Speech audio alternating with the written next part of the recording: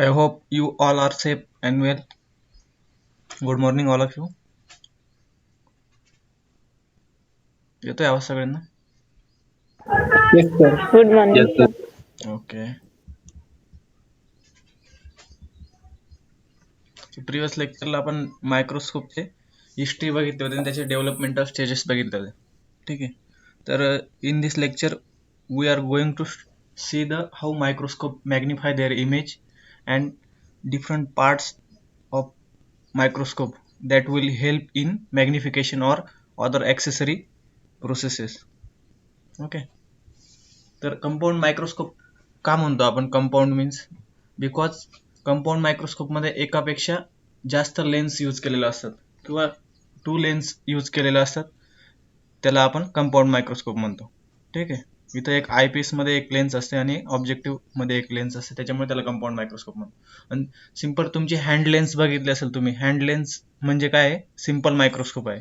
म्हणजे जिथं single लेन्सचा use होतो त्याला आपण सिम्पल मायक्रोस्कोप म्हणतो, आणि जिथं एकापेक्षा जास्त लेन्सचा यूज होतो मॅग्निफिकेशनसाठी तर त्याला आपण म्हणतो कंपाऊंड मायक्रोस्कोप.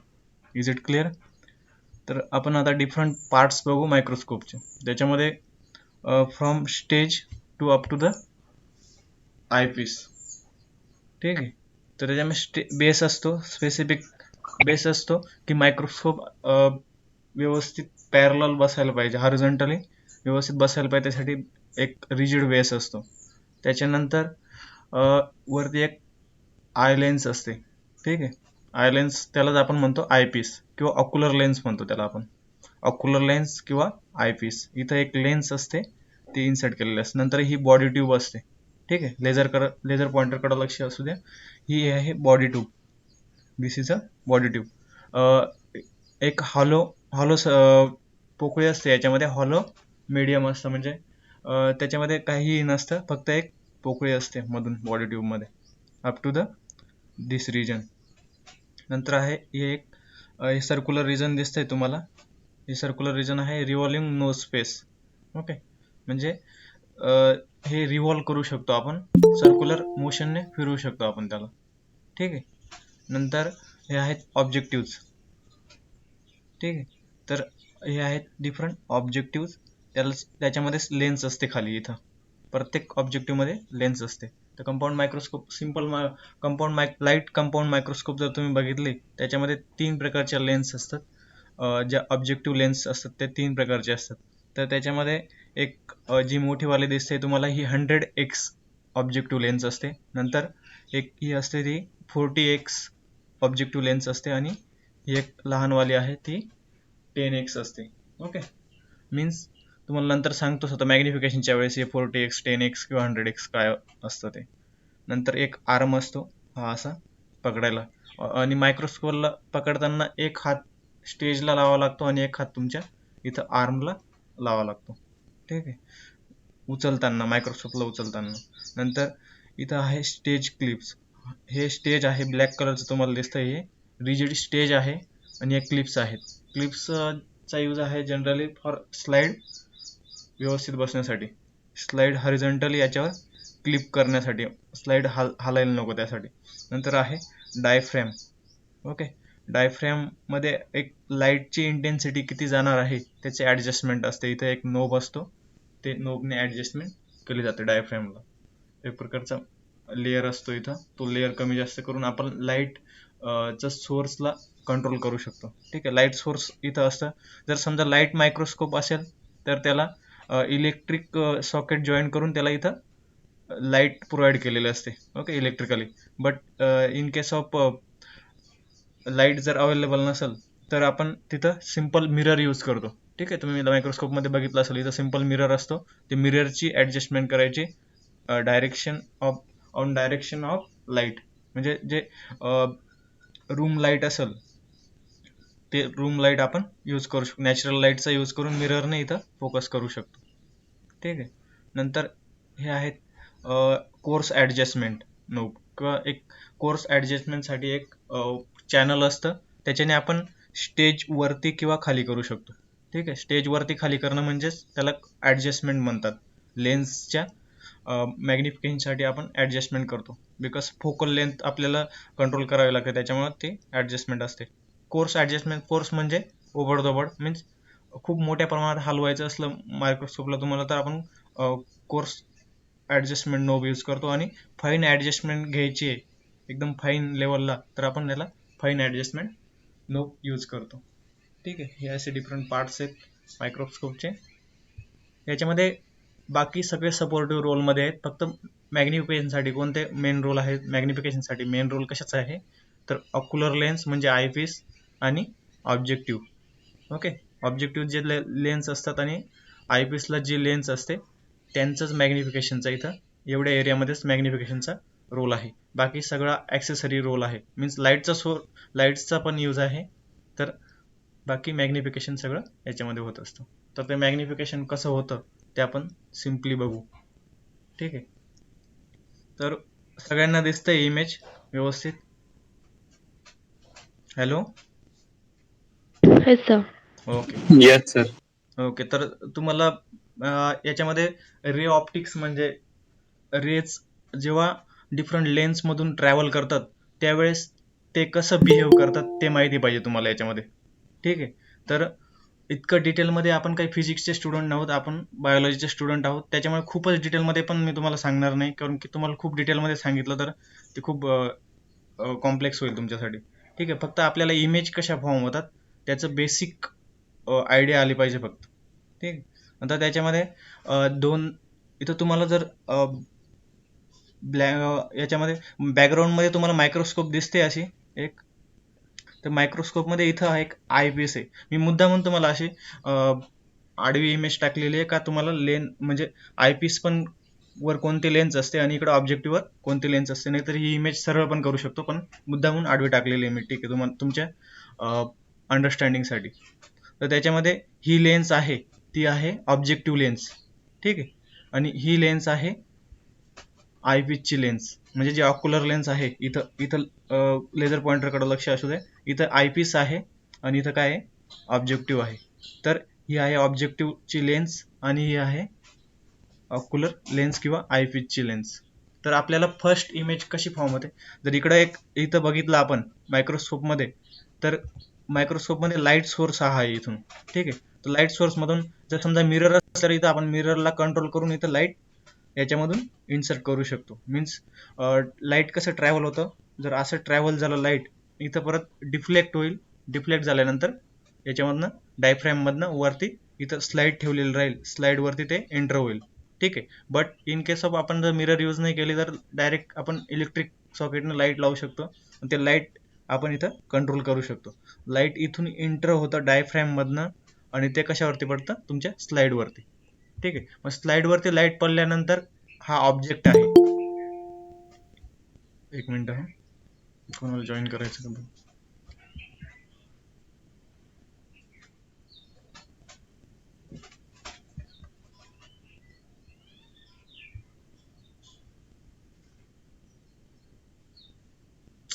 ठीक आहे, कोणाला?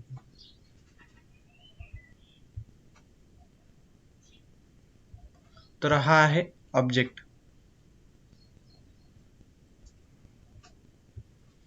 हा इथं दिसतोय तुम्हाला, लेझर पॉइंटरकडे लक्ष द्या. तर हा आहे ऑब्जेक्ट. ठीक आहे, म्हणजे आपण जे स्पेसिमेन ठेवलेले आहे स्लाइडवरती ते हा ऑब्जेक्ट आहे. ही आहे तुमची ऑब्जेक्टिव्हची लेन्स आणि ही आहे तुमची नोज पीस किंवा आपण याला म्हणतो आय पीस आहे, आय पीसची लेन्स. ठीक आहे, ऑक्युलर लेन्स आहे. तर पहिले फक्त हेच कन्सिडर करा. ठीक आहे, ही लेन्स एक मिनटं इथं नाहीच आहे असं समजा आणि हेच कन्सिडर करा. मग जेव्हा लाईट सोर्स इथं हा आहे ऑब्जेक्ट तुमचा, हा ऑब्जेक्ट खूप लहान आहे पण इथं आपण एक कन्सिडरेशनसाठी इथं पकडू ऑब्जेक्ट आहे आणि इथं लाईट सोर्स आहे. लाईट इथून आल्यानंतर या ऑब्जेक्टवरती लाईट पडलं तर ॲक्च्युअल काय होतं, लाईट रेज अशा स्ट्रेट लाईनमध्ये ट्रॅव्हल्स करतात लाईट रेज. ठीक आहे, स्ट्रेट लाईनमध्ये ट्रॅव्हल केल्यानंतर ही आहे एक लाईट आणि ही आहे एक लाईट रेज. ओके, म्हणजे या नंबर ऑफ लाईट रेज असतात, पण मी अंडरस्टँडिंगसाठी तुम्हाला फक्त दोनच लाईट रेज दाखवल्या इथं. इथं खूप मोठ्या प्रमाणात लाईट रेज असतात. तर तुम्हाला माहिती आहे का आपले ह्युमन आय कसं वर्क करतं? तर ह्युमन आय म्हणजे प्युपिल असतं, प्युपिलमध्येच काय असतात, प्युपिल म्हणजेच लेन्स असतं आपलं. तर आपल्या डोळ्यांवरती म्हणजे एखाद्या ऑब्जेक्टवरती लाईट पडल्यानंतर ते लाईट आपल्या डोळ्यांमध्ये जातं. डोळ्यांमध्ये लाईट गेल्यानंतर आपल्या रेटिनामध्ये मागं एक इन्व्हर्टेड इमेज फॉर्म होते त्या वस्तूची. तेव्हा आपल्याला क्लिक होतं की ही वस्तू आपल्या इतक्या अंतरावर आहे, किंवा आपल्याला असं आभास होतो की ही वस्तू आहे इथं. ठीक आहे, अशा प्रकारची इमेज फॉर्म होते. त्याच्यामध्ये मग एक रिअल इमेज असते आणि एक व्हर्च्युअल इमेज असते. ओके, त्यानंतर सांगतोच तुम्हाला. तर इथं लाईट पडल्यानंतर या बॉडी ट्यूबमध्ये अशी लाईट ट्रॅव्हल होते. ठीक आहे, ही आहे फोकल लेंथ. म्हणजे प्रत्येक लेन्सची एक फोकल लेंथ असते. ही आहे फोकल लेंथ. हा अँगल ऑफ कर्वेचर. हे डिटेलमध्ये नाही सांगत तुम्हाला, फक्त इमेज कशी फॉर्म होते ते सांगतो. तर हा ऑब्जेक्ट आहे. या ऑब्जेक्टवर लाईट पडल्यानंतर ज्यावेळेस कॉन्व्हेक्स लेन्समध्ये लाईट रेज ट्रॅव्हल करतात त्यावेळेस त्या स्लाइटली रिफ्रॅक्ट होतात. ओके, त्यांचं रिफ्रॅक्शन होतं. ते रिफ्रॅक्शन होताना काय होतं, लाईट इथून इथून रिफ्रॅक्शन झाल्यानंतर लाईट बेंड होतं आणि बेंड झाल्यामुळे पुढे ट्रॅव्हल करतं. आणि हे इथून पण हे लाईट बेंड होताना ट्रॅव्हल करतं. मग हे ट्रॅव्हलिंगचा पॉईंट पुढे गेल्यानंतर एक इथं रेज एकमेकांना मिळतात. ओके, रेज एकमेकांना स्टिच झाल्यानंतर त्याच ठिकाणी आपली इमेज फॉर्म होते. ओके, म्हणजे ॲक्च्युअल ही ऑब्जेक्ट हा आहे. ठीक आहे, ऑब्जेक्ट हा असल्यामुळं इथून रेस ट्रॅव्हल केल्यानंतर ही फर्स्ट इमेज तुमची फॉर्म होते in a body tube. Body ट्यूबमध्ये ही फर्स्ट इमेज फॉर्म होते. ही इमेज ऑब्जेक्टिव्ह इमेजपेक्षा मोठी असते. ठीक आहे, जसं ऑब्जेक्टिव्ह लेन्स असेल, मॅग्निफिकेशनची पॉवर जितकी असेल तितकी पॉवरने हा फर्स्ट इमेज फॉर्म होते. ओके, I1 दिलं इथं, ही फर्स्ट इमेज फॉर्म होते. ती रिअल इमेज असते, मीन्स ॲक्च्युअल रिअल इमेज असते, पण इन्व्हर्टेड असते. म्हणजे समजून घ्या की इथं एक ॲरो दिला मी असे, तर ही इथली इमेज जी आहे ओरिजिनल इमेज, त्याच्या इकडं एक इन्व्हर्टेड इमेज असतं. जसं आपण ग्लासमध्ये बघतो की जर मिररमध्ये बघितलं आपली इमेज, तर मिररमध्ये बघताना का आपण जर लेफ्ट हँड वरती केला तर आपल्याला तिकडं इमेजमध्ये मिररमध्ये राईट हँड वरती झालेला दिसतो, म्हणजे इन्व्हर्टेड दिसते. इथं फर्स्ट इमेज कशी इन्व्हर्टेड फॉर्म होते आणि मॅग्निफाईड इमेज असते ही. ठीक आहे, मोठी. तर फर्स्ट केसमध्ये एक inverted real and magnified image form होते. पण मग सेकंड ही जी तुमची फर्स्ट इमेज फॉर्म झालेली मॅग्निफाईड इमेज, तीच ऑक्युलर लेन्ससाठी काय होते, ऑब्जेक्ट म्हणून ग्राय होते. ठीक आहे, मग नेक्स्ट इमेजमध्ये जर तुम्ही बघितलं, तुम्ही आता इथपर्यंत तुम्हाला कळालेलं आहे सगळं. ठीक आहे, कशी इमेज फॉर्ममध्ये इथपर्यंत माहिती आहे. पण इथून ही नेक्स्ट लेवलची लेन्स आहे, जी आयफिसची लेन्स आहे तुमची, ती आयफिसची लेन्स वर्क करते.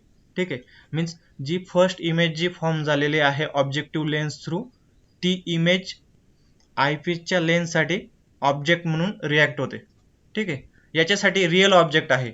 मी ही एक इमेज फॉर्म झाली आणि या आयपीससाठी, आयपीस लेन्ससाठी ही एक इमेज आहे, ती ऑब्जेक्ट म्हणून ऍक्ट होते. ठीक आहे, मी ही ऑब्जेक्ट म्हणून ऍक्ट होते. बट हिअर काय होतं, इथं हे रेज आहेत, इथं डिफ्लेक्ट झालेलं रेज, इथं आय असतो आपला. ठीक आहे, इथं कुठेतरी आय असेल, तर आयचे रेज, इथून आयचे रेज गेल्यानंतर इथं परत इथं कोइन्साइड होतात. इथून परत हे रेज दिलेले इथं कोइन्साइड होतात. पण ऍक्च्युअल काय होतं, हे रेज कुठंही कोइन्सिडंट होत नाही यांचं. ओके, हे रेजचे कोइन्सिडन्स होत नाही. त्यावेळेस लाईट रेजचा रूल काय आहे, तर तुम्ही बॅक साईडने त्या रेजला कन्सिडर करायचं असतं.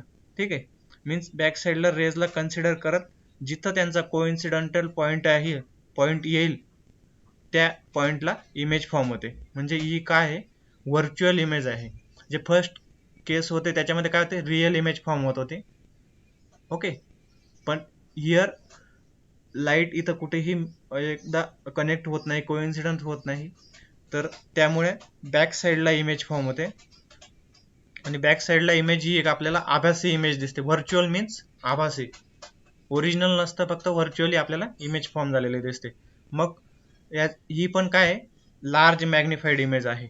ठीक आहे, इरेक्ट इमेज दिसते. म्हणजे जसं ऑब्जेक्टमध्ये फर्स्ट इमेज कशी झाली, ही इन्व्हर्टेड इमेज होती, परत याच्यामध्ये परत काय झालं, इरेक्ट इमेज फॉर्म झाली. म्हणजे जे ओरिजिनल जसं ऑब्जेक्ट होता आपला या ठिकाणी जो ओरिजिनल ऑब्जेक्ट होता, तो तसाच ऑब्जेक्ट आपल्याला दिसतो इथं.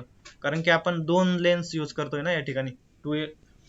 दोन लेन्स यूज करत असल्यामुळे आपल्याला जी सेकंड लेन्सची इमेज आहे ती व्हर्च्युअल इमेज दिसते, इरेक्ट इमेज दिसते आणि मॅग्निफाईड असते.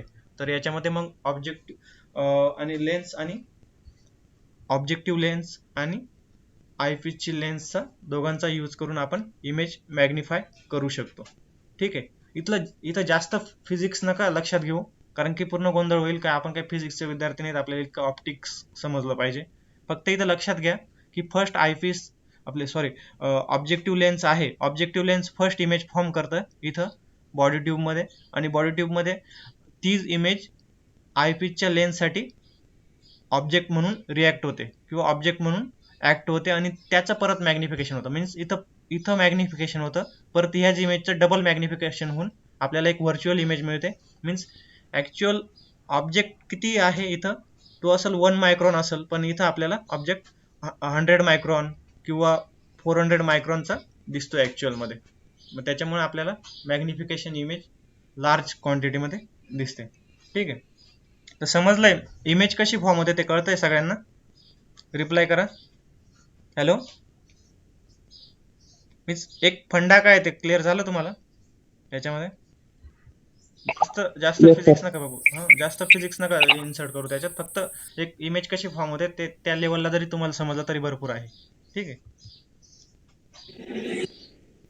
तर याच्यामध्ये आपण बघितलं मॅग्निफिकेशन कसं होतं. मॅग्निफिकेशन बघितल्यानंतर आपण आता बघू की म्हणजे ऍक्च्युअल जे आहेत, जे ऑब्जेक्टिव्ह लेन्स आहेत, तुम्हाला सांगितलं होतं 100x असतो, 40x असतो आणि 10x असतो, आणि याची पण एक पॉवर असते, ते सांगतो तुम्हाला. आयपीसची पॉवर जनरली 5x किंवा 10x असते, पण जनरली 10xच आहेत सगळ्या मायक्रोस्कोप, ज्या कंपाऊंड मायक्रोस्कोप आहेत. 10x इथं एक्सचा अर्थ काय होतो, म्हणजे इमेज किती वेळा मॅग्निफाय होते. ठीक आहे. X means number of multiplication, म्हणजे 10x मीन्स जर ती इमेज 1 मायक्रॉनची असेल तर 10x केल्यानंतर 10 पटीने ती आपल्याला मायक्रोस्कोप मध्ये मॅग्निफाईड दिसते. त्याच्यामुळे आपल्याला 10 मायक्रॉनची इमेज दिसते ती. ठीक आहे. X here is a multiplication of magnification. तर त्यामध्ये तुम्हाला सांगितलं 3 ऑब्जेक्टिव्ह असतात खाली, त्याच्यामध्ये 10x असतो, एक 40x असतो आणि 100x असतो. जर समजा मग त्याच्यामध्ये मॅग्निफिकेशन कसं होत असतं, हे आहे 10x. ठीक आहे. आयपीस हा 10x असतो, फिक्स असतो हा 10x. नंतर हा एक ऑब्जेक्टिव्ह लेन आहे 100x, हा आहे 40x आणि हा 10x.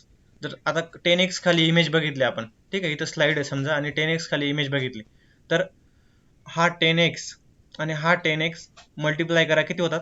100. म्हणजे इमेज फर्स्ट ऑब्जेक्टिव्ह लेनचा विचार करा फक्त, इथं 10x आहे, तर मॅग्निफाय झालंय 10x मीन्स किती झालं, एक इमेज आहे 10 मायक्रॉनची, 10x ने 10 वेळा मॅग्निफाय झाली ती, तर म्हणजे किती, 10 मायक्रॉनची झाली. इथं फर्स्ट इमेज आपली 10 मायक्रॉनची फॉर्म होईल, पण नंतर त्या 10 मायक्रॉनच्या इमेजला परत ऑक्युलर लेन्स परत 10 पटीने, हा 10x आहे ऑक्युलर लेन्स, परत त्याला 10 पटीने मॅग्निफाय करतो, म्हणजे किती झालं, 10 into 10 किती झालं, 100x. ओके. म्हणजे ऍक्च्युअल व्हर्च्युअल इमेज जी फॉर्म होते ती 100x ची फॉर्म होते. म्हणजे 1 मायक्रॉन जरी असला तरी तो आपल्याला किती दिसतो, 100 मायक्रॉनची इमेज दिसते. मग हिअर सेम रूल अप्लाय होतो 40x साठी. ठीक आहे. 40x जर ऑब्जेक्ट असला 1 मायक्रॉनचा तुमचा, ठीक आहे, तर 40x म्हणजे तो किती वेळेस, 40 वेळेस मोठा होईल फर्स्ट इमेजला. तर 40 टाइम्स मॅग्निफाय झाल्यानंतर परत इथं फर्स्ट इमेज 40 मायक्रॉनची फॉर्म होईल. 40 मायक्रॉनची फॉर्म झाल्यानंतर ऑक्युलर लेन्स परत त्याला 10 वेळा मॅग्निफाय करेल, म्हणजे 40 into 10 किती झालं, 400. ओके. म्हणजे एका मायक्रॉनची इमेज तुम्हाला 400 पटीने मोठी दिसते, म्हणजे 400 मायक्रॉनची इमेज दिसेल ती. सेम रूल त्याच्यासाठी आहे, त्यासाठी 10x sorry 100x objective लेन्ससाठी. 100x असला तर 1 मायक्रॉनचा ऑब्जेक्ट असला आपला, इथं ऑब्जेक्ट म्हणजे स्पेसिमेन 1 मायक्रॉनचा असला, तर तो इथं फर्स्ट इमेज किती फॉर्म होईल त्याची, 100x. ओके. म्हणजे 100 पटीने मोठा दिसेल 100x. 100x परत 100x ला कन्व्हर्जन होईल इंटू 10, म्हणजे ऑक्युलर लेन्स आपली 10 वेळेस मॅग्निफाय करते त्या इमेजला. मग 100x चं 100 into 10 किती होतं, 1000. म्हणजे आपल्याला लार्जर मॅग्निफिकेशन किती मिळतं याच्यामध्ये, व्हर्च्युअल इमेजचं 1000 मायक्रॉन किंवा 1000x. ओके. ऑब्जेक्ट जसं असेल तसं. ठीक आहे, ते कन्व्हर्जन तुम्ही करू शकता इझिली. त्याच्यामध्ये याला आपण 10x म्हणतो, लोअर मॅग्निफिकेशन म्हणतो याला. हे मिडल मॅग्निफिकेशन, हे 100x हायर मॅग्निफिकेशन असतं. ठीक आहे. तर तुम्हाला एक हे माझ्या थिसिसचे मास्टर्स केलं MECच्या वेळेस मी थिसिस केलं होतं, त्यावेळेस हे ॲसोरुलस आहे, सॅम्पलमधून ॲसोरुलस आयसोलेट केलेले आहे. तर हे 10x खाली बघितलं तर आपल्याला अशी इमेज दिसते त्याची. तीच इमेज आपण परत मॅग्निफाय केली, 40xच्या ऑब्जेक्टिव्ह खाली ठेवली, तर आपल्याला ते ट्रायकोम किंवा सिटी दिसते तुम्हाला. ओके, स्पाइक लाईक स्ट्रक्चर दिसते. त्याला मॅग्निफाय केल्यानंतर हे असं प्रमाणात, इतक्या प्रमाणात मॅग्निफाय करू शकतो.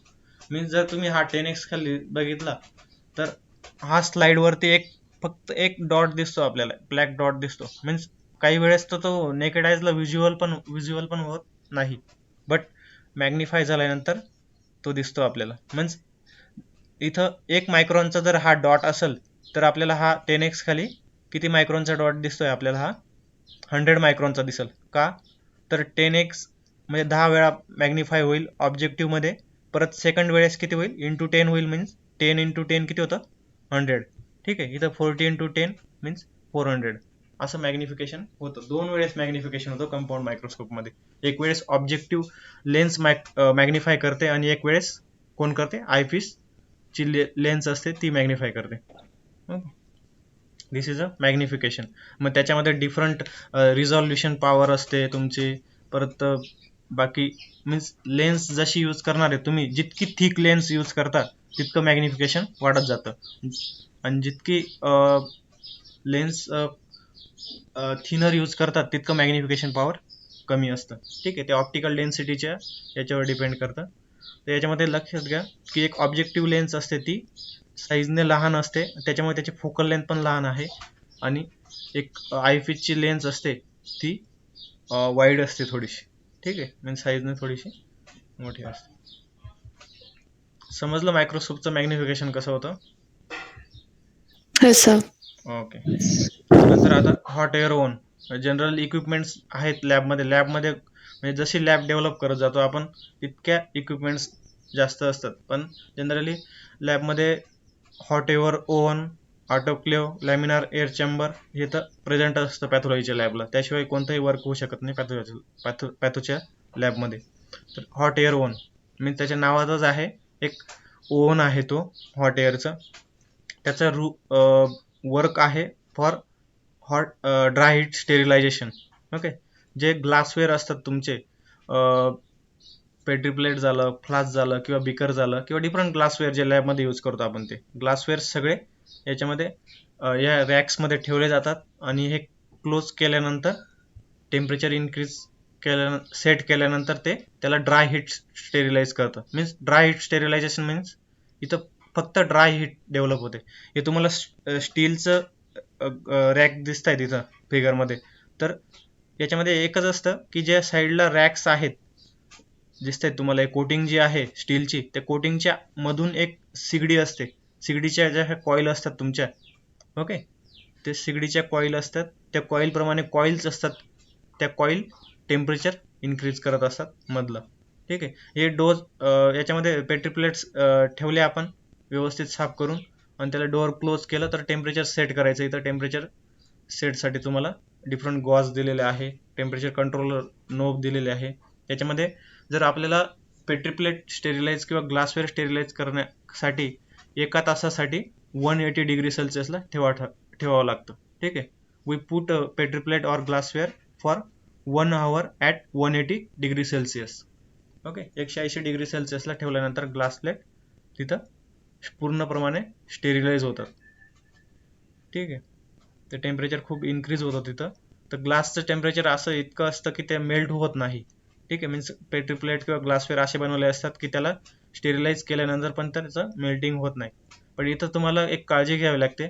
जेव्हा पेट्री प्लेट किंवा ग्लासवेअर तुम्ही मध्ये ठेवल्या आणि नंतर त्याला इथं टेम्परेचर 1 hourसाठी 180 डिग्री सेल्सिअस सेट केलं, तर नंतर लगेच ओपन नाही करता येत ते, कारण की त्याच्यामध्ये टेम्परेचर किती जातं, 180 डिग्री सेल्सिअस जातं. तर तुम्ही त्याला लगेच 10 मिनिटात किंवा 15 मिनिटात ओपन जर केलं, तर ओपन केल्यानंतर ते पूर्ण ग्लास ब्रेक होऊ शकतात. का की आपली रूम टेम्परेचरची एअर असते, तिचं टेम्परेचर जनरली 40 असेल किंवा 30 असेल, तर अचानक ते इन्सर्ट झालं आणि मधलं टेम्परेचर इतकं असतं त्याच्यामध्ये, इतकं फ्लक्च्युएशन होतं की ग्लासवेअर लगेच ओपन एक्सपोज झाले की लगेच ब्रेक होतात. ठीक आहे. त्याच्यामुळं याला एकदा स्टॉप केल्यानंतर मीन्स 180 डिग्री सेल्सिअस पासून स्टॉप केल्यानंतर त्याला 4 ते 5 तासापर्यंत ओपन नाही करावं लागत. ठीक आहे. कारण की ग्लासवेअर टेम्परेचर लो होऊ द्यावं लागतं, म्हणजे 70-60 डिग्रीच्या खाली टेम्परेचर येऊ द्यावं लागतं, तेव्हा त्याला ओपन करावं लागतं. बिकॉज ग्लासवेअर ब्रेक नको व्हायला. ठीक आहे. 1 मिनिट.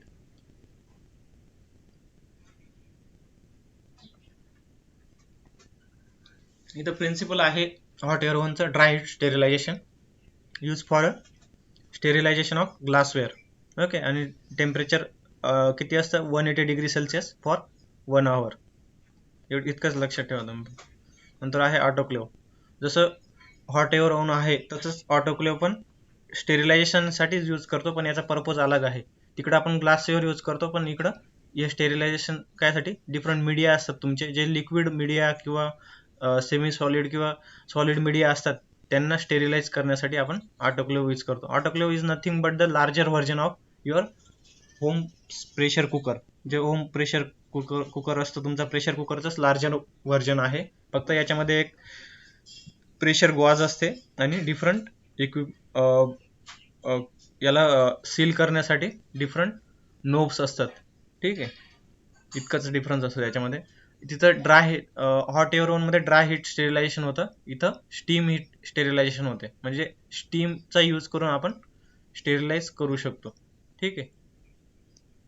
तर स्टीम हीट पेनिट्रेशन करते आणि ते पेनिट्रेशनमुळं तुमचं मीडिया किंवा सॉईल असते, मीडिया असते, त्याचं स्टेरिलायझेशन करतात.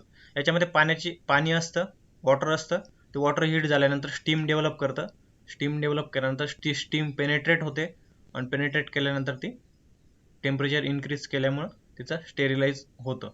ठीक आहे. मीन्स जे कंपोजिशन आहे तुमचं, मीडियाचं कंपोजिशन, न्यूट्रिएंट कंपोजिशन असेल किंवा सॉईलचं न्यूट्रिएंट कंपोजिशन असेल, ते चेंज होऊ देत नाही. त्याच्यामुळे आपण स्टीम यूज करतो इथं स्टेरिलायझेशनसाठी. तर याचं प्रिन्सिपल आहे स्टीम हीट स्टेरिलायझेशन. नंतर किती वेळासाठी ठेवतो आपण इथं, याला 15 LVS प्रेशर जिथपर्यंत येत नाही, मीन्स इथं तुम्हाला लेझर पॉइंटर इथपर्यंत येत नाही, 15 LVS पर्यंत प्रेशर येत नाही प्रेशर ग्लॉजमध्ये, इथपर्यंत ठेवायचं फॉर 15 मिनिट्स. ओके.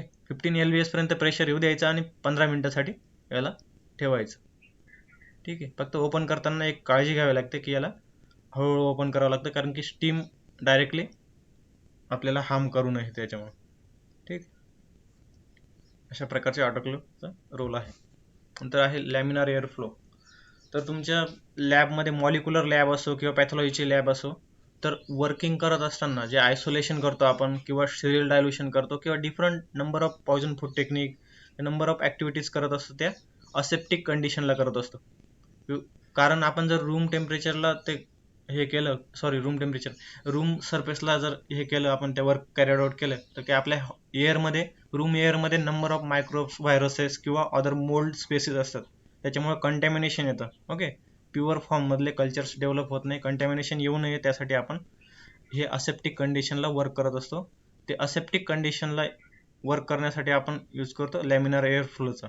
याला लॅमिनार एअर फ्लो कॅबिनेट म्हणतात किंवा लॅमिनार एअर फ्लो चेंबर पण म्हणतात. ठीक आहे. जर तुमचं आयसोलेशन रूम जिथं असते लॅबची, त्या आयसोलेशन रूममध्ये लॅमिनार एअर फ्लो हा प्लेस केलेला असतो. त्याच्यामध्ये मग तुम्हाला एक दिसतं इथं लाईट दिसते, ही ट्यूब. ठीक आहे. ही आहे UV ट्यूब. त्याच्यामध्ये अल्ट्राव्हायोलेट ट्यूब पण असते, ही आहे अल्ट्राव्हायोलेट ट्यूब. ठीक आहे. आणि एक मागच्या साईडलाच एक डे लाईट पण असतो, मीन्स नॉर्मल लाईट पण असतं, त्याची पण ट्यूब असते. तर आपल्याला वर्क करण्याच्या आधी ही 15 मिनिटांसाठी UV रेज चालू करून ठेवावं लागतं. का? तर अल्ट्राव्हायोलेट रेज जे आहेत ते या सरफेसवरती, जर एखादा मॉलिक्यूल असला किंवा मॉलिक्यूल नाही, एखादा मायक्रोब्स असला सरफेसवरती, बॅक्टेरिया असला किंवा फंगस असली, तर त्याचं डिसइंटिग्रेशन होतं. म्हणजे अल्ट्राव्हायोलेट रेजमध्ये इतकी पॉवर असते की तुमचं DNA मटेरियल डिनॅचर करू शकतात. ओके. म्युटेशनमध्ये रोल होतो ना अल्ट्राव्हायोलेट रेजचा. ओके. तुम्हाला माहिती आहे का सनरेज मधून अल्ट्राव्हायोलेट रेज पण येत असतात, बिकॉज ऑफ ओझोन लेअर मध्ये त्या ट्रॅप होतात आणि जमिनीपर्यंत पोहोचत नाही. जर अल्ट्राव्हायोलेट रेज जमिनीपर्यंत पोहोचल्या तर आपण इथं कोणीही विथस्टँड करू शकत नाही पृथ्वीवरती, कारण की अल्ट्राव्हायोलेट रेज आपल्या स्किनला पेनिट्रेट करू शकतात आणि सेल डॅमेज करू शकतात.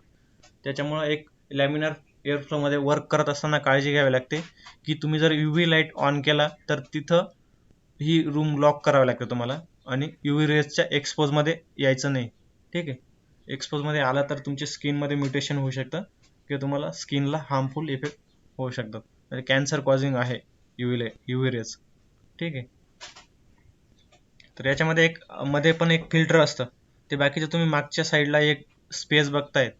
ठीक आहे, असं AC टाईप स्पेस असतो, तो एअर कंडिशनर टाईप स्पेस असतो. त्या स्पेसमध्ये असतात हिपा फिल्टर असतात, HEPA. Okay, capital HEPA HEPA filter असतात. त्या हिपाचा लॉंग फॉर्म आहे हाय इफिशियन्सी पर्टिक्युलेट एअर. ठीक आहे, मीन्स जी एअर असते तुमची रूममध्ये, ती रूमची एअर हे सक करत असतं. मागं फिल्टर असतं एक, ते फिल्टर सक करून त्या एअरला प्युरिफाय करतं आणि आपल्या वर्किंग स्पेसला प्लेस करत असतं. ठीक आहे, मीन्स रूम टेम्परेचरची एअर यूज करतात इथं, आणि ती एअरला फक्त प्युरिफाय करतो. एअरमध्ये पोलन्स असू शकतात किंवा डिफरंट कंटॅमिनंट असू शकतात, डस्ट पार्टिकल. त्या डस्ट पार्टिकलला प्युरिफाय करत असतं ते हिपा फिल्टर. ओके, हिपा फिल्टरचा लॉंग फॉर्म आहे हाय इफिशियन्सी पर्टिक्युलेट एअर. मीन्स एअर प्युरिफायरचं काम करतं, बस इतकं तितकाच रोल आहे तिथं. म्हणजे वर्किंग हा एरिया जो आहे वर्किंग एरिया आहे, इथं आपण वर्क करू शकतो. ठीक आहे, हेच आहे लॅमिनारचा यूज. काय आहे, it provide a aseptic condition for isolation किंवा सिरियल डायल्युशन किंवा डिफरंट लॅबोरेटरी वर्क करतो आपण त्यावेळेस ते असेप्टिक कंडिशन प्रोव्हाइड करतो. ठीक आहे, आणि हिपा फिल्टर हे स्टराईल एअर किंवा प्युअर एअर प्रोव्हाइड करत असतं. याच्यामध्ये हिपा फिल्टरची इफिशियन्सी आहे 99.9% प्युअर एअर क्रिएट करत असतं हिपा फिल्टर. ठीक आहे, नेक्स्ट आहे तुमचं BOD इन्क्युबेटर. तर BOD इन्क्युबेटरमध्ये काय होतं, याच्यामध्ये जे इन्क्युबेशनचं रोल आहे, मीन्स डिफरंट कल्चर असतात, बॅक्टेरियल कल्चर किंवा फंगल कल्चर असतात किंवा तुमचे टिश्यू कल्चरच्या काही मेथड्स असतात. तर ते टिश्यू कल्चर किंवा बॅक्टेरियल कल्चर जे आहे ते याच्यामध्ये प्लेस केलं जातं की त्याला टेम्परेचर प्रोव्हाइड केलं जातं. म्हणजे बॅक्टेरिया असो किंवा फंगस असतो, त्याला पर्टिक्युलर टेम्परेचरला विथस्टँड करू शकतात. मीन्स 25°C काही बॅक्टेरिया ग्रो होतात किंवा काही 20°C, काही 30°C ग्रो होतात. त्यावेळेस आपण त्याला ते टेम्परेचर प्रोव्हाइड करत असतो, कॉन्स्टंट टेम्परेचर प्रोव्हाइड करत असतो by using a BOD incubator. BODचा इथं बायोलॉजिकल ऑक्सिजन डिमांड असा होतो.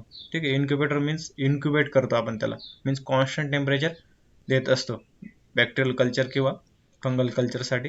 इन्क्युबेशनचा रोल आहे. याच्यामध्ये आहे स्टँडर्ड टेम्परेचर असं समज 25°C ±1°C. ओके, म्हणजे एक डिग्री प्लस मायनस असू शकतं ते. BOD इन्क्युबेटर असा रोल आहे त्याचा, इन्क्युबेशनचा रोल आहे. नंतर आहे रेफ्रिजरेटर, फ्रीज. जो ते हाऊस फ्रीज आहे त्याचा पण यूज आहे लॅबमध्ये. याचं टेम्परेचर जनरली किती असतं, 4°C असतं कॉन्स्टंट टेम्परेचर. फक्त फ्रीजरचं वरचं टेम्परेचर अलग असतं, खूप लोअर टेम्परेचर असतं फ्रीजरचं. पण जनरली जो खालचा वर्किंग एरिया असतो त्या स्टोरेज एरियामध्ये टेम्परेचर 4°C असतं कॉन्स्टंटली. ठीक आहे, तर यांच्यामध्ये एक थर्मोस्टॅट असतं मागं. BOD इन्क्युबेटर किंवा तुमचं रेफ्रिजरेटर थर्मोस्टॅट असतं. ते थर्मोस्टॅट लाईव्ह टेम्परेचर डिटेक्ट करत असतं आणि त्याला कंटिन्यू ठेवायचं का टेम्परेचर ते किंवा कमी करायचं ते डिटरमाइन करत असतं किंवा ते डिसिजन मेकिंग करत असतं त्याच्यामध्ये. तर जे तुमचे कल्चर आहेत, डिफरंट कल्चर आहेत, ते इन्क्युबेशन करायचं नाही आहे तुम्हाला, ते फ्रीज करायचं आहे डायरेक्ट. ठीक आहे, म्हणजे 4°C ठेवायचं आहे किंवा डिफरंट एन्झाईम्स आहेत किंवा डिफरंट लॅब केमिकल्स आहेत की ते टेम्परेचरला कमी टेम्परेचरला फ्रीज करून ठेवायचं आहे, तर तुम्ही ते फ्रीजरमध्ये ठेवू शकता. ठीक आहे, किंवा रेफ्रिजरेटरमध्ये त्याला ठेवू शकता. नंतर आहे कॉलनी काउंटर. तुम्हाला मागच्या वेळेस ती बॅक्टेरियाची प्लेट दाखवली होती. ठीक आहे, आय थिंक बॅक्टेरियाचं आपण मॉर्फोलॉजी घेतली होती त्यावेळेस. त्यावेळेस ही आहे बॅक्टेरियाची प्लेट. ठीक आहे, बॅक्टेरियाची प्लेट अशी प्लेस केली जाते कॉलनी काउंटर मशीनवरती. तर याच्यामध्ये बॅक स्पेसला तुम्ही बघित असाल लाईट प्रोव्हाइड केलेला आहे, ठीक आहे. आणि वरती ही प्लेट ठेवलेली आहे, त्याच्यावरती डिफरंट बॅक्टेरियल कॉलनीज दिसत आहेत तुम्हाला. मी तुम्हाला सांगितलं होतं एका कॉलनीमध्ये मिलियन्स ऑफ द बॅक्टेरिया असतात. ते डिफरंट कॉलनीज अगर मीडियम वरती फॉर्म झालेले आहेत. म्हणजे हा मीडिया आहे, अगर मीडिया, न्यूट्रिएंट अगर मीडिया, आणि त्या अगर मीडियावरती या कॉलनीज बॅक्टेरियाच्या फॉर्म झालेल्या आहेत. म्हणजे रायझन सरफेस फॉर्म झालेला आहे. त्याच्यामध्ये एक प्रकारचं वरती लाईट असतं, नॉर्मल लाईट असतं व्हिज्युअलायझेशनसाठी. नंतर आहे सिम्पल लेन्स असते, याला आपण सिम्पल मायक्रोस्कोप पण म्हणू शकतो. फक्त व्हिज्युअलायझेशनसाठी असतं. पण ॲक्च्युअल रोल काय आहे याच्यामध्ये, प्रिन्सिपल काय आहे, जे बॅकलाईट कॉलनी काउंटर प्रोव्हाइड करतो ते बॅकलाईट या कॉलनीजला काउंट करतो. मीन्स इथं किती कॉलनीज आहेत ते डार्कनेस और लाईटनेसवरती डिपेंड करतं. म्हणजे जिथं न्यूट्रिएंट मीडिया ओपॅक्यू आहे, ठीक आहे, ओपॅक्यू आहे न्यूट्रिएंट मीडिया, ट्रान्सपरंट आहे, तिथलं रिडिंग ते नाही घेत. फक्त जिथं डार्क सरफेस दिसतंय त्यांना ते डार्क सरफेसचं रिडिंग करतं आणि ते डिजिटल मेजरमेंटवरती मेजर करत असतं, ठीक आहे. ते डिजिटल प्लेट असते त्याच्यावरती काउंट करून लगेच रिडिंग येते. मीन्स इथं समजून घ्या तुम्ही, आता हे तुम्हाला नंबर ऑफ कॉलनीज दिसत आहेत, 70-80 कॉलनीज असतील किंवा 50-60 कॉलनी दिसत आहेत तुम्हाला, लगेच इथं कॉलनी काउंटवरती येऊन जातं की 50 कॉलनी आहेत किंवा 70 कॉलनी आहेत. त्याच्यामध्ये इझिली व्हिज्युअलाइज होतं, ठीक आहे. मीन्स आपण ते डोळ्यांनी बघून पण मोजू शकतो, पण कॉलनी काउंटरचा यूज करून आपण विदिन अ सेकंड मेजर करू शकतो की किती कॉलनीज फॉर्म झालेल्या आहेत. याच्यामध्ये फंगसच्या कॉलनीज जरी असल्या त्या पण मेजर करू शकतो आपण, बॅक्टेरियाच्या असतील किंवा ईस्ट आहे तुमची, ॲक्टिनोमायसिट्स आहेत, त्याच्या कॉलनी काउंट करू शकतो, ठीक आहे. असा कॉलनी काउंटरचा रोल आहे for counting the bacterial colony किंवा fungal colonies.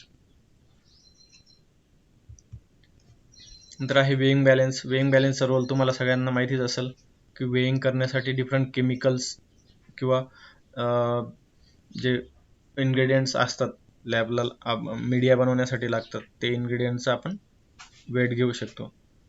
Different weighing balance आहेत, ते मोठेवाले वेइंग बॅलन्स असतात, त्यांची सेन्सिटिव्हिटी खूप कमी असते. पण मॉलिक्युलर जेव्हा टेक्निक्स करत असतो आपण, तेव्हा आपण खूप मायन्यूट 0.01 मिलीग्रॅम किंवा म्हणजे खूप मायन्यूट क्वांटिटीमध्ये केमिकल्स लागत असतात आपल्याला. मग ते पावडर फॉर्ममधले केमिकल्स आपण वेइंग बॅलन्सवरती या मॉलिक्युलर वेइंग बॅलन्सवरती वेट करत असतो. त्याच्यामध्ये खूप सेन्सिटिव्हिटी असते, त्याच्यामुळं त्याला वरती बघा तुम्ही, तुम्हाला फिगरमध्ये दिसतंय की एक प्रकारचं ग्लास प्रोव्हाइड झालेला आहे, ठीक आहे. मीन्स ग्लास कोटिंग आहे त्याला, एक प्रकारचं असं व्हॅक्यूम क्रिएट गेलेलं आहे मध्ये. का याचं करण्याचं कारण इतकंच की तुमची रूम एअर असते, ओके, किंवा आपली ॲम्बियंट एअर जे असते, एअर पण प्रेशराईज करत असते, ठीक आहे. मग ते इतकं सेन्सिटिव्ह असतं हा एरिया वेइंग बॅलन्सचा की त्या एअरचं वेटसुद्धा मेजर करू शकतो. त्यासाठी आपल्याला इथं त्याला हायड्रन्स म्हणून एक ग्लास प्रोव्हाइड केलेलं असतात. मीन्स एक व्हॅक्यूम मेंटेन व्हावा आणि आपली रिडिंग ही ॲक्युरेट यावी, त्यासाठी एक ग्लास प्रोव्हाइड केलेले असतात किंवा व्हॅक्यूम क्रिएट केलेलं असतं मध्ये, ठीक आहे. नंतर आहे पीएच मीटर. तर पीएच मीटरचा रोल आहे पीएच मेजरमेंट करण्यासाठी. पीएच तुम्हाला माहितीच आहे, पीएच म्हणजे negative logarithm of hydrogen ion concentration. म्हणजे एखाद्या सोल्युशनचं पीएच आहे तर आपण कशावर कन्सिडर करतो, त्याच्यामध्ये हायड्रोजन आयन किती आहेत त्याच्यावरती. जर खूप जास्त प्रमाणात हायड्रोजन आयन असतील तर आपण काय म्हणतो, ॲसिडिक आहे सोल्युशन. मिडल लेवलला असतील तर आपण काय म्हणतो, न्यूट्रल आहे सोल्युशन. किंवा खूप कमीच हायड्रोजन आयन आहेत त्याच्यामध्ये, बाकीचे साल्ट वगैरे जास्त आहे, तर त्याला आपण अल्कलाईन किंवा बेसिक पीएच म्हणत असतो. मग याच्यामध्ये pH means negative logarithm of hydrogen ion concentration. याच्यामध्ये लक्षात घ्या 1 to 14 पीएच असतो, ठीक आहे.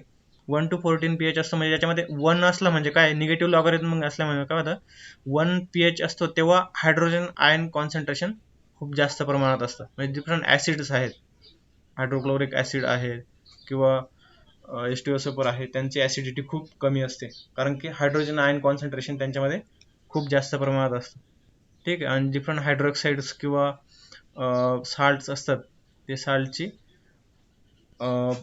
पीएच किती असतो, अबोव द 7 किंवा 11, 12, 14, 13 असा पीएच असतो त्यांचा. का तर हायड्रोजन आयन कॉन्सन्ट्रेशन कमी असतं, ठीक आहे. मग याच्यामध्ये पीएच एक डिजिटल पीएच मीटर आहे हे. तर त्याच्यामध्ये एक इलेक्ट्रोड असतो. तो इलेक्ट्रोड इन्सर्ट केला की सोल्युशनमध्ये किती हायड्रोजन आयन कॉन्सन्ट्रेशन आहे ते इझिली याच्यावरती मेजर होतं आणि ते pH काउंट होतं. ठीक आहे, म्हणजे हायड्रोजन आयन कॉन्सन्ट्रेशनला ते मेजर करतो हा इलेक्ट्रोड. इतकंच आहे त्याच्यामध्ये.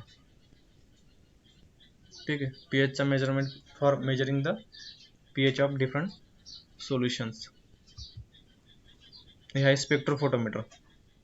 तर जनरली जे मॉलिक्युलर लॅब असतात त्यांच्यामध्ये स्पेक्ट्रोफोटोमीटर हा प्रेझेंट असतो. तर स्पेक्ट्रो मीन्स एक लाईट स्पेक्ट्रम माहिती आहे तुम्हाला.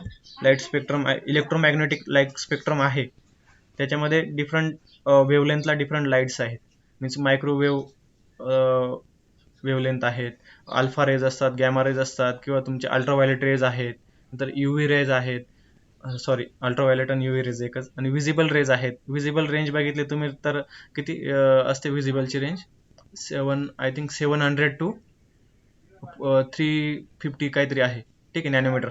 700 टू 350 नॅनोमीटर त्या रेंजमध्ये विजिबल रेंज आहे. नंतर मग लार्जर मध्ये तर रेडिओ वेव्ज आहेत तुमचे. ठीक आहे, तर असे विजिबल इलेक्ट्रोमॅग्नेटिक स्पेक्ट्रम जे आहेत त्या स्पेक्ट्रम मधले स्पेसिफिक स्पेक्ट्रम यूज करून आपण स्पेक्ट्रोफोटोमीटरने डिटरमाइन करू शकतो turbidity. Turbidity means optical density किंवा त्या केमिकलचं प्रेझन्स किती आहे सोल्युशनमध्ये ते आपण डिटरमाइन करू शकतो. Photon means light. तर हा एक स्पेक्ट्रोफोटोमीटरचा यूज आहे. त्याच्यामध्ये कसं करतं स्पेक्ट्रोफोटोमीटर? जर तुम्ही एक टेस्ट ट्यूब घेतली, ठीक आहे, this is a test tube, consider कर दिस इज टेस्ट ट्यूब. त्याच्यामध्ये आहेत बॅक्टेरिया. ठीक आहे, आपण तर व्हिज्युअली मोजू नाही शकत त्या टेस्ट ट्यूबमध्ये किंवा त्या स्लांटमध्ये बॅक्टेरिया किती आहेत त्या सोल्युशनमध्ये. तर आपण ते सोल्युशन याच्यामध्ये इन्सर्ट करतो, टेस्ट ट्यूबमध्ये टाकून. इन्सर्ट केल्यानंतर एका साईडने काय होतं, लाईट सोर्स असतो फोटोमीटरमध्ये. तर लाईट सोर्स त्या पर्टिक्युलर वेव्हलेंथच्या लाईट डेव्हलप करत असतं की 400 नॅनोमीटरच्या डेव्हलप केल्या त्याने, किंवा 200 नॅनोमीटरच्या वेव्हलेंथ. म्हणजे त्या सोल्युशनच्या ॲब्सॉर्प्शनवर डिपेंड असतं, किती ॲब्सॉर्ब करतं त्याच्यावर डिपेंड असतं. त्या वेव्हलेंथ आपण डिटरमाइन करतो. ती टेस्ट ट्यूब ठेवल्यानंतर तो सोर्स लाईट बीम डेव्हलप करतो. लाईट बीम डेव्हलप केल्यानंतर त्या सोल्युशनमध्ये जर जितक्या प्रमाणात कॉन्सन्ट्रेशनमध्ये केमिकल असो किंवा आपण बॅक्टेरिया समजू, ठीक आहे, लाईव्ह बॅक्टेरिया किती आहेत, तर बॅक्टेरिया काय करतील, ते लाईट सोर्स ॲब्सॉर्ब करतील. ठीक आहे, तुम्हाला माहिती आहे कोणतंही मॅटर काय करतं, लाईट इमिट करतं किंवा रेडिएट करत असतं किंवा ॲब्सॉर्ब करत असतं. ठीक आहे, मग त्यावेळेस ते बॅक्टेरिया जे लाईट ॲब्सॉर्ब करतील, त्यानंतर ॲब्सॉर्प्शन केल्यानंतर रेडिएट पण करतं नंतर बॅक्टेरिया लाईट, आणि किंवा ॲब्सॉर्ब झाल्यानंतर लाईटची इंटेन्सिटी नेक्स्ट बीमला कमी होईल. ठीक आहे, इथं टेस्ट ट्यूब असल्यानंतर लाईट ॲब्सॉर्ब करेल काही बॅक्टेरिया, आणि इकडे डिटेक्टर असतो. ठीक आहे, तर डिटेक्ट करताना काय करतो, म्हणजे लाईट इंटेन्सिटी कमी झालेली असेल का, तर त्याच्यामधल्या बॅक्टेरियाने लाईट ॲब्सॉर्ब केलेलं असेल किंवा रेडिएट केलेलं असेल. ठीक आहे, रेडिएट केलेलं असेल किंवा ॲब्सॉर्ब केलेलं असेल. मग absorption directly proportional to the concentration. Okay, म्हणजे जितकं कॉन्सन्ट्रेशन असेल तिथं मॉलिक्युलचं, त्या मॉलिक्युलच्या कॉन्सन्ट्रेशननुसार किंवा बॅक्टेरियाच्या कॉन्सन्ट्रेशननुसार, म्हणजे सोल्यूटचं कॉन्सन्ट्रेशन जितकं जास्त असतं तितकं ॲब्सॉर्प्शन वाढतं. ॲब्सॉर्प्शन वाढल्यामुळे काय होतं, लाईट पुढं पास होत नाही आणि त्याचं कॉन्सन्ट्रेशनवर डिपेंड करतं. म्हणजे absorption rate is directly proportional to the concentration. ठीक आहे, सिम्पल हा फॉर्म्युला आहे. याच्यामध्ये मग मल्टिपल सोल्युशन यूज करू शकतो आपण, कारण की वेव्हलेंथ आपण प्रोव्हाइड करू शकतो. इथं किती वेव्हलेंथ प्रोव्हाइड करतायत त्या इलेक्ट्रॉन बीम सोर्सने आपण प्रोव्हाइड करू शकतो किती वेव्हलेंथ यूज करायचं आपल्याला. ठीक आहे, मग बॅक्टेरिया असो किंवा फंगल सेल काउंट असो किंवा डिफरंट मायक्रोब्स असतील तुमचे, किंवा सोल्युशन्स जरी असतील, त्याच्या ऑप्टिकल डेन्सिटीनुसार आपण ठरवू शकतो. ठीक आहे, means optical density means density किती आहे त्या सोल्युशनमध्ये, आपण त्याला ऑप्टिकल डेन्सिटी म्हणतो. ठीक आहे, असं आहे spectrophotometer use. Means bacterial count काढू शकतो आपण याच्याने, किंवा बॅक्टेरियल कॉन्सन्ट्रेशन किंवा सोल्युशनचं कॉन्सन्ट्रेशन, त्याची डेन्सिटी मोजू शकतो आपण याच्याने स्पेक्ट्रोफोटोमीटर. ठीक आहे, नंतर हे आहे 1 मिनिट.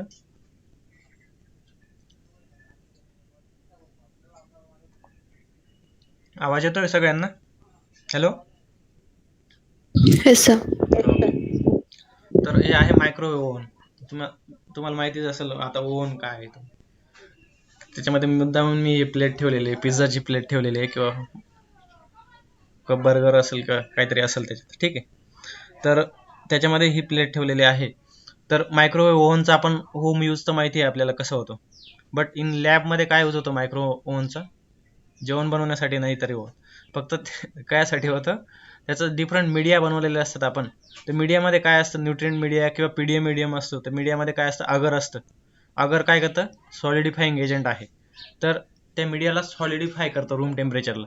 मग परत आपल्याला इन्स्टंट यूज करायचं आहे त्या मीडियाचा, तर आपण काही ऑटोक्लेव्ह करू का त्याला? कारण की ऑटोक्लेव्ह करण्यासाठी आपल्याला 1-1.5 तास जाईल तो. पण जर आपल्याला इन्स्टंट यूज करायचा आहे, मीडिया बनवून ठेवलेला आहे, त्याचा इन्स्टंट यूज करण्यासाठी आपण काय करतो, त्या मीडियाला, त्या फ्लास्कला इथं मायक्रोवेव्ह ओव्हनमध्ये ठेवतो आणि ओव्हनला 1-2 मिनिटासाठी जरी सेट केलं तरी लिक्विड सोल्युशन तयार होतं. 2 मिनिटात आपण त्या सॉलिड मीडियाला लिक्विड करू शकतो किंवा सेमी सॉलिड करू शकतो. का असं होतं? मायक्रोवेव्ह ओव्हन तुम्हाला माहिती आहे, मायक्रोवेव्ह ही एक प्रकारची वेव्हलेंथ आहे. मायक्रोवेव्ह असतात त्या वेव्हज, त्या वेव्हज यूज करून आपण इथं एक इलेक्ट्रोड असतो मायक्रोवेव्हचा, तो मॅग्नेटिक इलेक्ट्रोड असतो. तो इलेक्ट्रोड कंटिन्युअसली मायक्रोवेव्ह आपण हे क्लोज केल्यानंतर त्या मायक्रोवेव्हज इमिट करतो. ते इमिट, आणि हा सरफेस जो असतो मायक्रोवेव्हचा ओव्हनचा, हा ओव्हनचा सरफेस हायली डेन्स मटेरियल असतं, मेटल मटेरियल असतं. मीन्स स्टील असेल किंवा बाकीचे मटेरियल असतील त्या मटेरियलने बनलेला असतो. मीन्स आयर्न मटेरियल असेल तर ते बनलेलं असतं, डेन्स मटेरियल असतं. ते ज्यावेळेस इलेक्ट्रोड मायक्रोवेव्ह लार्ज क्वांटिटीमध्ये इमिट करत असतो, ते इमिट करत असताना काय होतं, त्या सरफेसला आढळतात ते आणि परत रेडिएट होतात. ठीक आहे, सरफेसला आढळतात असं रेडिएशन होऊन ते जो आपण मटेरियल असतं, फूड पण काय कोणत्या बेसिसवर हीट होतं, इथं फूड हीट होतं, त्याच्यामुळे ते कुक होतं. ठीक आहे, म्हणजे इन्स्टंट हीटिंग होते आणि कुकिंग होते त्या फूडची. म्हणजे ॲक्च्युअल काय होतं, जे वॉटर पोलर मॉलिक्युल्स असतात, म्हणजे फूडमधले असो किंवा मीडियामधले असो, मीडियामध्ये वॉटर वगैरे असेलच, तुमचे पोलर मॉलिक्युल्स असतात, ते पोलर मॉलिक्युल्सचं रेडिएशन मायक्रोवेव्हमुळे काय होतं, रेडिएट होतात. आणि पोलर मॉलिक्युलला रेडिएशन झाल्यामुळे ते एका जागेवर असं व्हेव्ज फॉर्ममध्ये हे करतात. मीन्स एक तुम्हाला थेरी आहे ती व्हेव थेरी, मीन्स आता मला लक्षात नाही आहे, पण ठीक आहे, तुम्हाला याच्यामध्ये वॉटर मॉलिक्यूल आहे, वॉटर आहे फूडमध्ये किंवा मीडियामध्ये वॉटर आहे, ते वॉटर मॉलिक्यूल कंटिन्युअसली मुवमेंट करतात. ते मुवमेंट केल्यामुळे त्यांची हीट इन्क्रीज होते, ते मॉलिक्यूलची हीट किंवा त्या ॲटमची हीट इन्क्रीज झाल्यामुळे ते सॉलिड होतात किंवा त्याचं कुकिंग होतं. ठीक आहे, ब्रेकडाऊन होऊन जातं. मग त्याच्यामुळे काय होतं, मीडिया सॉलिडचा लिक्विड होतं आणि तुमचं ते फूड काय होतं, कुक होतं इन्स्टंटली. ठीक आहे, means he process instantly cook होते. हे आहे मायक्रोवेव्ह ओव्हनचा लॅबमधला यूज. आपण डिफरंट मीडिया असतील, ते मीडियांचा लिक्विड करण्यासाठी, इन्स्टंट लिक्विड करण्यासाठी आपण त्याचा यूज करतो. तर वॉटर बाथ आहे. वॉटर बाथ तर तुम्हाला माहितीच आहे, वॉटर बाथ म्हणजे काय, फक्त हिटिंग केलेलं वॉटर असतं तिथं या बाथमध्ये. वॉटर बाथ म्हणजे आपल्याला काही आंघोळ नाही करायची आहे गरम पाण्याने, वॉटर बाथ मशीन आहे एक. ठीक आहे, तर याच्यामध्ये एक इथं वॉटर असतं. वॉटर असल्यामुळे आपण फक्त इथं टेम्परेचर टाकू शकतो. आता इथे 130 डिग्री सेल्सिअस आहे किंवा 70 डिग्री सेल्सिअस आहे, तर ते मेंटेन ठेवू शकतं हे वॉटर बाथ. ठीक आहे, दुसरं काहीच रोल नाही याच्यामध्ये वॉटर बाथचा, फक्त मेंटेन टेम्परेचर करू शकतो. आणि मग याच्यामध्ये वॉटर बाथ आपण डिफरंट सोल्युशन्स असतात, ते कंटिन्युअसली हिटिंग आणि स्टरिंग करावं लागते आपल्याला त्या सोल्युशनची. जेव्हा केमिकल प्रोसेसेस करत असतो आपण त्यावेळेस ते टेम्परेचर मेंटेन ठेवावं लागतं. किंवा समजा एखादा मीडिया आहे ते पण लिक्विफाय करू शकतो आपण इथं कंटिन्युअसली हिटिंगला. किंवा लॅबचे डिफरंट टेक्निक्स असतात, ते टेक्निक्स करत असताना कंटिन्युअस स्टिरिंग किंवा हिटिंग करावं लागते आपल्याला. त्यावेळेस आपण ते बिकरमध्ये घेऊन किंवा फ्लास्कमध्ये घेऊन ते पाण्यामध्ये बुडवायचं आणि ते टेम्परेचरला स्टीर करायचं ते मटेरियल. ठीक आहे, म्हणजे कॉन्स्टंट वॉटर टेम्परेचर मेंटेन केलं जातं इथं, आपण जे रिडिंग इन्सर्ट केलेलं असतील त्या टेम्परेचरचं. ठीक आहे, हे सेंट्रीफ्यूज मशीन आहे. ते मॉलिक्युलर लॅब असतात, DNA एक्स्ट्रॅक्शन करण्यासाठी किंवा तुमचे प्रोटीन एक्स्ट्रॅक्शन करण्यासाठी त्याच्यामध्ये सेंट्रीफ्यूजचा रोल खूप मोठ्या प्रमाणात आहे. तर सेंट्रीफ्यूज नावावरूनच माहिती आहे आपण, सेंट्रीफ्यूज मीन्स सेंट्रीफ्युगल फोर्सने मटेरियल सेपरेट होतं इथं. तर सेंट्रीफ्यूज मशीनमध्ये काय होतं, एक प्रकारचं असं मशीन असतं, हे कॉस्टली मटेरियल आहे, कॉस्टली असतं हे मशीन. याच्यामध्ये आपण RPM प्रोव्हाइड करू शकतो. ठीक आहे, हे तुम्हाला हे दिसतंय स्टार्टिंगला, हे ट्यूब्स दिसत आहेत डिफरंट, हे PCR ट्यूब्स किंवा इफ एंड ऑफ ट्यूब्स असतात. किंवा लहान टेस्ट ट्यूब आहेत या, ठीक आहे, या लहान टेस्ट ट्यूब आहेत, तर त्या कॅपने स्टॉप केलेल्या असतात, ठीक आहे. कॅपने स्टॉप केल्यानंतर त्याच्यामध्ये सोल्युशन असतं डिफरंट, तर त्या अशा प्लेस केलेल्या असतात सर्क्युलर पोर्शन, याच्यामध्ये सर्क्युलर फॅशनने प्लेस केलेले असतात. त्यावेळेस काय होतं, जर आपण इथं इन्सर्ट केलं किती RPM ला फिरवायचं आपल्याला, 5000 RPM ला फिरवायचं आहे किंवा 10,000 RPM ला. RPM चा अर्थ माहिती आहे, रिव्हॉल्युशन पर मिनिट, म्हणजे एका मिनिटासाठी आपल्याला 1000 वेळेस फिरवायचं आहे, की 10,000 वेळेस फिरवायचं आहे, की 50,000 वेळेस फिरवायचं आहे, ठीक आहे. त्यानुसार आपण म्हणजे जेव्हा फिरत असतं हे स्लॅन्टिंग पोझिशनला असल्यामुळे काय होतं, त्याच्यावरती त्या सोल्युशनवरती सेंट्रिफ्युगल फोर्स ॲक्ट होतो. ओके, सेंट्रिपिटल आणि सेंट्रिफ्युगल माहिती आहे तुम्हाला. मग सेंट्रिफ्युगल फोर्स ॲक्ट होत असताना काय होतं, ते मटेरियल ज्या ट्यूब आहेत ट्यूबच्या अवतीभोवती आदळतं, ठीक आहे. तर एक समजा एक इथं ब्लडचं घेतलं आपण, ब्लडला सेंट्रिफ्युज करायचं आहे आपल्याला, तर ब्लड इन्सर्ट केलं तर ब्लडमध्ये काय असतो, प्लाझ्मा असतो. तर ब्लडमध्ये प्लाझ्मा हा कसा असतो, लिक्विड असतो, म्हणजे आपल्याला ट्रान्सपरंट असतो प्लाझ्मा, पण ब्लड असं मिक्स असल्यामुळे आपल्याला ते आपल्या डोळ्यांना नाही दिसू शकत. म्हणजे प्लाझ्मा आपण अलग करतो त्यावेळेस एखाद्या वेळेस जखम झाल्यानंतर तुम्ही बघितलंय का, जखम झाल्यानंतर असं व्हाईट व्हाईट लिक्विड तयार होतं, मग ते काय येतं बाहेर आहे, ते प्लाझ्मा असतं, ठीक आहे. ते प्लाझ्मा आपण वेगळं करू शकतो बाय युझिंग अ सेंट्रिफ्यूज. मग ते ब्लड आपण इथं ट्यूबमध्ये ठेवल्यानंतर काय होतं, ब्लडला 10,000 RPM ला जर रिव्हॉल्व केलं, तर त्याच्यामध्ये काय होतं, सेंट्रिफ्युगल फोर्स ॲक्ट होतो आणि त्याच्यामधून मग स्पेसिफिक ग्रॅव्हिटीच्या बेसिसवर कंपाऊंड सेपरेट होतात, ठीक आहे. तर टेस्ट ट्यूब जर घेतली तुम्ही इथं एक, टेस्ट ट्यूबला काय होतं, जे लोअर पोर्शन असेल टेस्ट ट्यूबचा त्याच्या खाली एक पिलेट फॉर्म होते किंवा डेन्स मटेरियल फॉर्म होतं. मीन्स ब्लड जर असलं टेस्ट ट्यूबमध्ये तर प्लाझ्मा वरती येईल आणि ब्लडचे जे क्लोटिंग असतील किंवा जे ब्लॅकिश क्लोटिंग किंवा रेडिश क्लोटिंग असतील, म्हणजे ज्या सेल असतील, ते तुमचं स्पेसिफिक ग्रॅव्हिटी सेलची जास्त असल्यामुळं ते खाली बसतील, ठीक आहे. आणि जे प्लाझ्मा असेल ते वरती राहील, आणि ते आपण त्याच्यामध्ये मग जे लिक्विड पोर्शन असतं वरती ते वेटने कमी असतं, म्हणजे स्पेसिफिक ग्रॅव्हिटी कमी असते.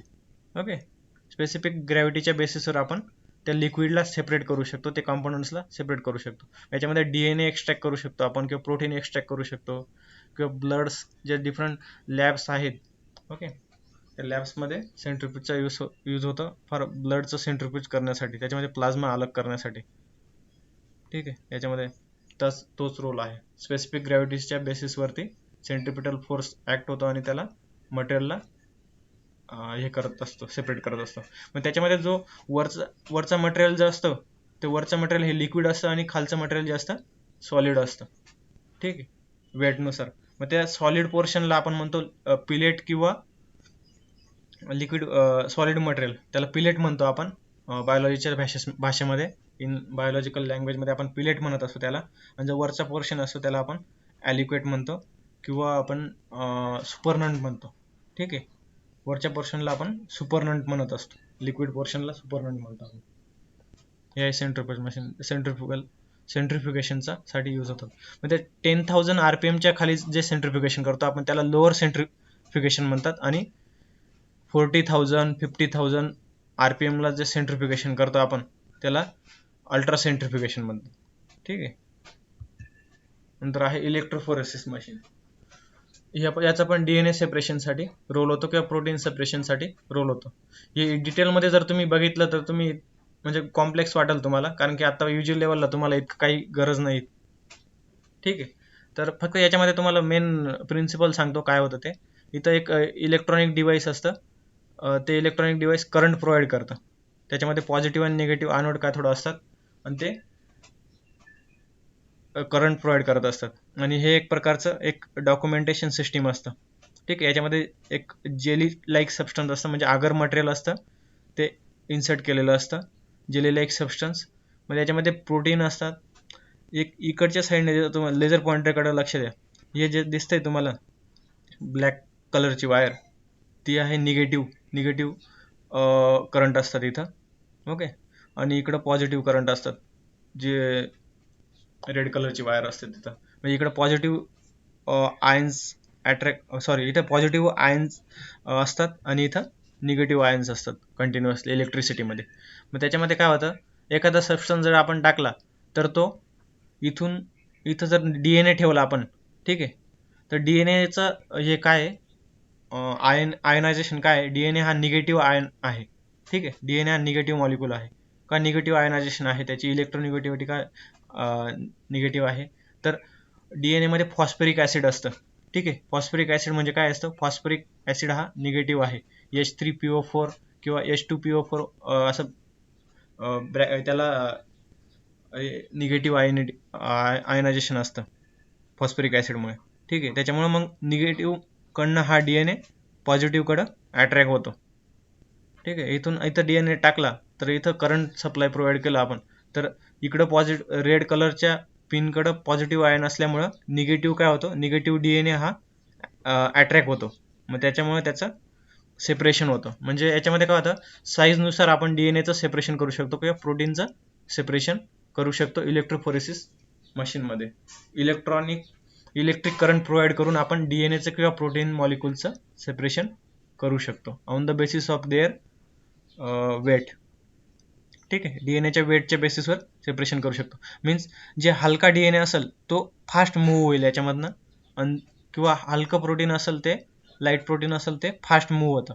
त्याच्यामुळे इथं लेझर पॉइंटरकडे लक्ष द्या. इथं हलके प्रोटीन असेल किंवा हलकं DNA असेल, नंतर इकडे जसं जसं तुम्ही निगेटिव्ह इलेक्ट्रोडकडे जाणार तसं तसं काय होईल, वेट वाढत जाईल. मीन्स जर इथं प्रोटीन वेट असेल जास्त, तर त्याला प्रोटीन वेट जर जास्त असेल तर ते जास्त वेट ट्रान्सफर होण्यासाठी त्याला जास्त पॉझिटिव्हिटी लागल, ठीक आहे. मीन्स साईजच्या बेसिसवर आपण त्याला DNA सेपरेट करू शकतो, ठीक आहे.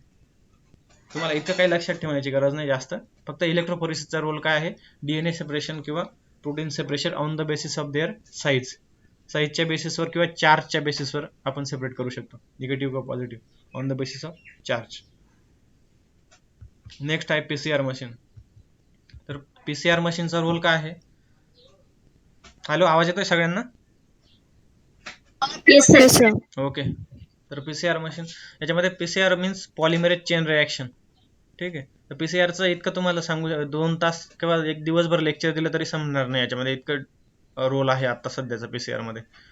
आता बट तुम्हाला एक हे माहिती असेल, आपल्या सेलमध्ये DNA रेप्लिकेशन होतं, ठीक आहे. रेप्लिकेशन होतं म्हणजे काय होतं, ॲम्प्लिफिकेशन. तर रेप्लिकेशन होत असताना रेप्लिकेशन आणि ॲम्प्लिफिकेशनचा एकच अर्थ होतो, म्हणजे एक कॉपी बनवणे DNAची, ठीक आहे. जेव्हा DNAचं रेप्लिकेशन होत असतं, सेल डिव्हिजन होत असतं, तेव्हा DNAचं रेप्लिकेशन होत असतं. म्हणजे जो ओरिजिनल DNA असतो त्याचे एक स्ट्रँड अनवाइंडिंग होते, या प्रोटीन स्ट्रँडची अनवाइंडिंग होते, आणि अनवाइंडिंग झाल्यानंतर त्याच्यापासून डिफरंट स्ट्रँड बनवले जातात प्रोटीनचे. म्हणजे एका स्ट्रँडपासून दुसरा स्ट्रँड बनवणे प्रोटीन DNA, ठीक आहे. तर DNA किंवा RNAचं स्ट्रँड बनवणे एका DNA पासनं, तर त्यालाच आपण काय म्हणतो, DNA ॲम्प्लिफिकेशन म्हणतो. तर ती ॲम्प्लिफिकेशन प्रोसेस सेलमध्ये नॅचरली होत असते, पण जर आपल्याला त्या प्रोटीनचं प्रोटीनच म्हणतोय मी, त्या DNAचं ॲम्प्लिफिकेशन करायचं आहे इन्स्टंटली, तर आपण ते लॅबला कसं DNAचं ॲम्प्लिफाय करू शकतो, ते याच्यामध्ये आपण PCR मशीनचा यूज करून त्याचं ॲम्प्लिफिकेशन करू शकतो. PCR मशीनला अजून थर्मल सायक्लर पण म्हणतात, ठीक आहे. किंवा त्याच्यामध्ये टेम्परेचर प्रोव्हाइड केलेलं असतं, त्याच्यामुळे त्याला थर्मल सायक्लर म्हणतात. तर इथं टेस्ट ट्यूब किंवा ती PCR ट्यूब येतात छोटीशी 1 ml किंवा 2 ml ची, ती PCR ट्यूबमध्ये आपण, आता तुमचं PCR तर तुम्हाला याच्यामध्ये जास्त माहिती झालं असेल, RT-PCR करतात, रिव्हर्स ट्रान्सक्रिप्शन PCR किंवा रिअल टाइम PCR करतात याच्यामध्ये डिटेक्शनमध्ये, करोना व्हायरसचं डिटेक्शन करण्यासाठी. तर करोना व्हायरसचं सॅम्पल आल्यानंतर ते सॅम्पलचं इथं सॅम्पल ठेवलं जातं, ते RT-PCR काय म्हणतो आपण, रिव्हर्स ट्रान्सक्रिप्शन PCR काय म्हणतो. तर मीटिंग एंड झाले का, हॅलो येतोय का आवाज तुम्हाला? हो सर. आता 1 तास होईल ना बहुतेक मीटिंग एवढं होईल. तर त्याआधी तुम्हाला PCRचं सांगून देतो मी. तर PCR मध्ये काय होतं, तर RNA रिव्हर्स ट्रान्सक्रिप्शन म्हणजे काय, आधी ट्रान्सक्रिप्शन म्हणजे काय तुम्हाला माहिती पाहिजे. ट्रान्सक्रिप्शन म्हणजे काय होतं, जे DNA पासनं RNA बनतो त्याला काय म्हणतो आपण, ट्रान्सक्रिप्शन म्हणतो, ठीक आहे. आणि रिव्हर्स ट्रान्सक्रिप्शन म्हणजे RNA पासनं परत DNA बनवणं. तर कोरोना व्हायरस मध्ये काय असतं, RNA असतो, तो RNA पासून DNA बनवला जातो आणि या टेस्ट ट्यूब मध्ये टाकला जातो. आणि तो RNA इथं इन्सर्ट केल्यानंतर जर सॅम्पल मध्ये तो कोरोना व्हायरसचा RNA असेल तर प्रायमर त्याला एक्सटेन्शन करतं, प्रायमर डिटेक्ट करतं आणि PCR मध्ये त्याचं मल्टिप्लिकेशन होतं. ठीक आहे, ही PCR ची खूप लॉंग प्रोसेस आहे. तर तुम्हाला एखाद वेळेस आपल्याला जर टाइम मिळाला तर आपण PCR नीट समजून घेऊ. फक्त इथं लक्षात ठेवा, PCR 2 तास लागतील. ऍक्च्युअल जर तुम्हाला PCR समजायचं सांगितलं तर 2 तास लागतील, मिनिमम 2 तास लागतील. काय काय होतं सगळं डिटेल पीसीआरचं डीएनएचं कसं होतं. पण इथं फक्त पीसीआरचा रोल हा आहे की DNA amplification. Okay, amplification of DNA म्हणजे एका सिंगल कॉपीपासून आपण मिलियन्स ऑफ कॉपी बनवू शकतो डीएनएच्या, एक्झॅक्ट तशाच कॉपीज बनवू शकतो. म्हणजे जे डीएनए वरती सिक्वेन्सिंग असते, बेस पेअर सिक्वेन्स जे असेल एटीजीसी किंवा कोणती तरी बेस पेअर सिक्वेन्स असेल रॅन्डम, तीच सिक्वेन्सचे डीएनए आपण मल्टिपल कॉपीज बनवू शकतो बाय युझिंग अ पीसीआर मशीन. खूप कॉस्टली असतं हे मशीन. ठीक आहे, अशा पद्धतीने आपलं लॅबमध्ये जे इक्विपमेंट्स आहेत त्यांचा रोल काय आहे ते झालं. स्पिरिट लॅम्प तुम्हाला माहितीच आहे. स्पिरिट लॅम्पचा यूज काय आहे? Flame sterilisation. ठीक आहे, निडल किंवा फोर्सेप आहे त्यांना स्टेरिलाइज करण्यासाठी आपण यूज करतो स्पिरिट लॅम्पचा. फ्लेम स्टेरिलायझेशन म्हणतात त्याला. ड्राय स्टेरिलायझेशन कळलं, हॉट एअर मध्ये असतं. नंतर स्टीम स्टेरिलायझेशन कशामध्ये असतं? ऑटोक्लेव्ह मध्ये असतं. आणि इथं हे आहे फ्लेम स्टेरिलायझेशन. ठीक आहे, अशा पद्धतीने आहे. मायक्रोस्कोपचं मॅग्निफिकेशन बघितलं आपण. ठीक आहे, करायची मीटिंग एंड मग. Hello. Yes, sir. Okay, Yes, sir. कोणाला काही प्रॉब्लेम असेल तर ग्रुपवर विचारू शकतो. ठीक.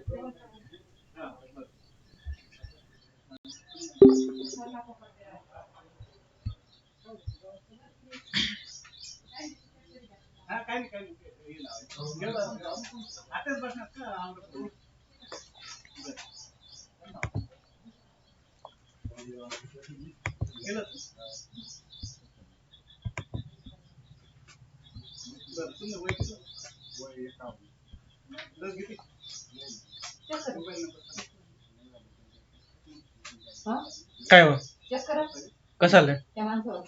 काय गरज नाही शकत. लेक्चर चालू आहे सांग. लेक्चर चालू आहे सांग. 28.